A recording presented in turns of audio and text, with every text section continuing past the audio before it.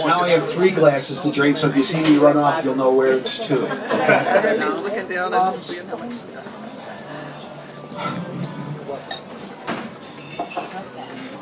All right, I'm going to start so I don't cry with the story about me and Bob when we were a lot younger. And a lot of the people here will know where I'm talking about, I hope, because you're from the city or Elmwood Park. We were out one night partying, which we did quite a bit. We were already, of course, of age to drink. And I think everybody will know where the old White Castle used to be on Belmont and Harlem. All of our high schooler guys would know because we'd stop there for God knows how many burgers after school or in the middle of the night. So one of the nights, Bob and I were out, we were partying, we were drinking, we were stoned.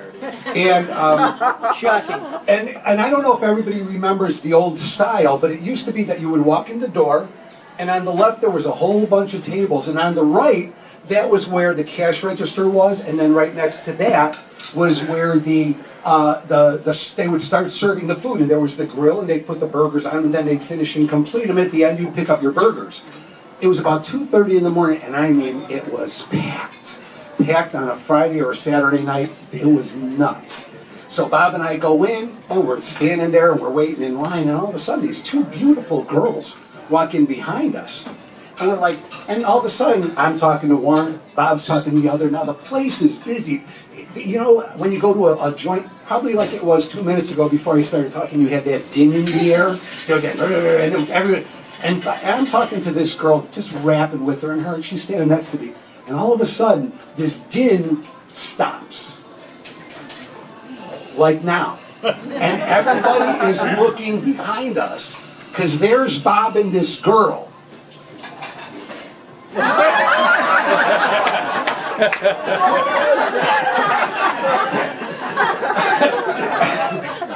And all of a sudden, her girlfriend stops talking to me, grabs and says, "Marianne, let's get out of here." And she pulls her friend off of the floor, and they leave. And everybody at White Castle starts talking again. It was the thing just kind of happened. Him and I had a lot of stuff that we did together. Some of it I'm proud of. Most of it I'm proud of. Some of it we're not, of course. I think as human beings around this earth.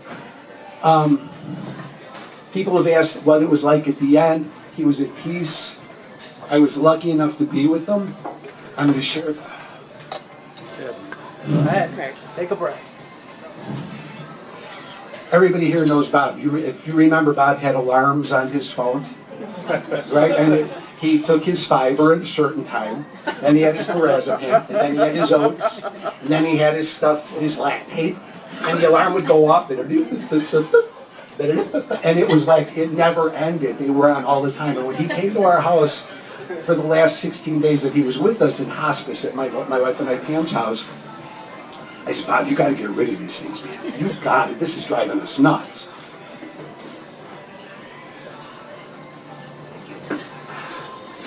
So he took them off, or I thought he took them all off. The last couple of days, as the cancer was starting to take over, and he was he was just kind of out of it, and he was taking Dilaudid for the pain that he was in. The nurse was coming over on Tuesday morning at 8:30 because we had talked to him about, coming over and just being there with us. And this guy was great. When Patrick, the nurse, came over, and I haven't seen him, he may show up today. The guy comes in, he's like, I look around the room, he's kind of our age, bald head, in his scrubs, with John Lennon hippie glasses, and he starts he's talking to Bob, and whatever he says is, "Bob, you're here somewhere where people love you. If you want something, ask for it." Then he would talk to me and my wife and say, "Hey, if Bob wants anything, give it to him. And if they try to make you eat and you don't feel like eating, Bob, tell them you don't want to eat. Make sure that you don't try to force feed." And that's kind of what we did for almost an hour. And then Patrick also was in kind of a rock garage band. Coolest dude in the world. And after about an hour of sitting with Patrick and going over the blood pressure, doing all the normal stuff that the nurse does, and settling Bob in, Bob says, "Well, Patrick, before you go, I just got to tell you one thing. If I wasn't dying, we'd be hanging out together." So on the night, I talked to Patrick on the Monday, Labor Day, and Bob and I were alone with Pam on Monday, Sunday, and Monday most of the time. And it was really nice because him and I, even though he was starting to get to a point where he really wasn't cognizant of what was going on, at least physically, I know mentally, or at least he was hearing me talking to him, and we were sharing stories and talking. And on Monday night, I had been sleeping either on the couch or on the recliner because I was close to the doorway. I was only a couple feet away from the doorway where he was. And I woke up at 4 in the morning, and I looked in on him, and I said, okay, Bob. And Araceli, who was this beautiful young nurse that was with us a lot, she had checked his breath count per minute, a certain amount of breaths per minute. And she was just incredible. She was with Bob a lot at the time, and he loved her. He really appreciated everything that everybody had been doing for him. And at 4 in the morning, I just kind of woke up, and I looked, and I had been with him on Saturday night, Sunday night, and now Monday night, and I was beat. And I went in, and I looked in, and I saw that he was breathing. I went, okay, Bob, Patrick, the nurse, is going to be here in 4 hours. I'm going to bed. I got to go to sleep. I need a regular bed. So I went late in bed. 6 o'clock in the morning, we hear,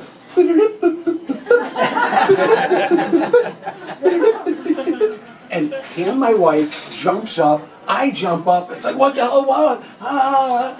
And I go, oh my God, it's his phone. It's his alarm. It was one of his alarms for his fiber or something, his tram, who knew? And I go and I turn it off, and I go look at him. And I said, okay, you're still here, Bob, okay.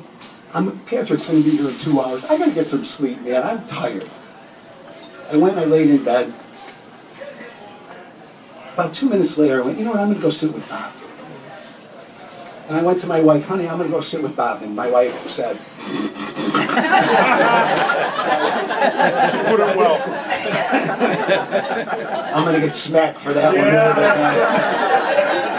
Won't be the first time. And not the last either. So I went and I sat with him. And during this time, his breath had slowed down quite a bit. And I talked to him, about how important he was to me, and how important he was to all of you. And I talked to him about the love that he had given to people, and whenever anybody needed Bob, Bob was always there for him. And we all know that Bob had some demons, and that Bob could beat the crap out of himself, and most of the times he didn't, no, 99% of the times he didn't deserve it. But he beat himself up anyway. But he was always there for us, and he was always there with a joke. And I started sharing with him about why I felt it was okay to go, about the people that loved him, and that it would be okay. And I don't know if you guys know this, but Bob, his mom passed away when he was 16 years old. And I met Bob a month later, and we became friends. It was incredible how quickly the friendship developed. And I said, Bob, while I was holding his hand, I said, you know what, Bob, I know that you've been searching for truth your whole life, because I gave away 9 banker's boxes of books that he had, and there wasn't one fiction. He had philosophy, poetry, he had the Quran, he had the Bible, biblical quotes, motivational quotes. He had it was amazing, all of the different books that he had. And I said, you've been searching your whole life for happiness and peace. I said, as you get close to the end here, you're going to be at peace. My whole goal, and this is what I told him, and my wife will verify this, as soon as he told us about this, I said, and I told him this many a time, my responsibility, my job, me being his best friend, I wanted him to be free of all of the bullshit that he laid on himself in the past 65 years, and he did it a lot. And all that mattered to me as his best friend was that he would be free of all that. And I said, and Bob, it's time to be free of all that. And the only other thing I'm going to tell you, Bob, and I believe this so deeply in my heart, that if it's the pearly gates, if that's what it ends up being, if it ends up being that we're just energy and go back into the universe, whatever it is, it's going to be your mother's energy is going to be there to greet you.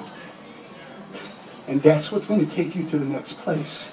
And you're going to be happy, and you're going to be free.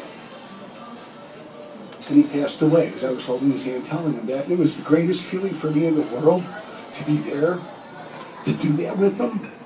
And it was funny because a couple months before that he said, you know, Matt, I don't want to die alone. I want you to be there. I don't want anybody else there. I want you to be there. And when I walked out of the room after he passed away, I texted Patrick, the nurse, and I said, you don't have to rush. Bob's gone. And Patrick texted back, I'll be there at 8:30. And I walked back into the room and a thought hit me. And I said, and my exact words, you motherfucker.